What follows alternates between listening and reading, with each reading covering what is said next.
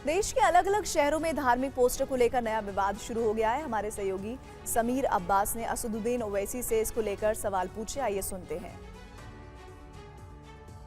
आजकल आपने देखा होगा जगह जगह एक अलग ही तरह का प्रोटेस्ट शुरू हो गया है। कुछ लोग आई लव मोहम्मद की तख्तियां लेकर सड़कों पर निकल आए हैं और उसके जवाब में अब I love Mahadev, I love Mahakal वाले पोस्टर बैनर भी छापे जा रहे हैं, लगाए जा रहे हैं।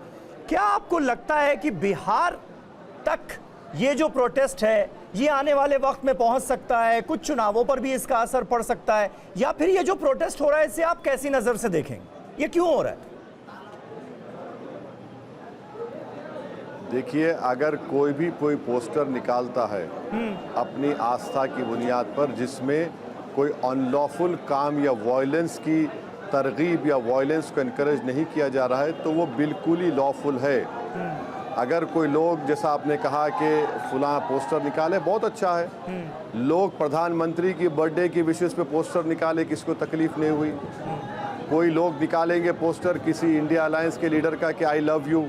भाई लव्स क्या वर्ड क्या इस्तेमाल, लव इस्तेमाल हो रहा है, हेट तो इस्तेमाल नहीं हो रहा है। और समीर साहब, आप जानते हैं कि मुसलमानों के लिए, अगर हम मुसलमान हैं इसलिए मुसलमान हैं कि मोहम्मद सल्लल्लाहु अलैहि वसल्लम ने हमसे कहा कि अल्लाह की इबादत करो, अल्लाह को मानो जो ज़मीन आसमान का खालिक है।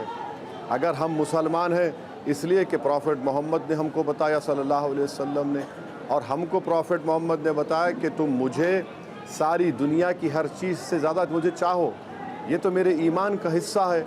अगर कोई आई लव मोहम्मद लिख रहा है तो आपको तकलीफ़ क्या हो रही है, और कौन से सेक्शन में बुक कर रहे हैं उनको आप?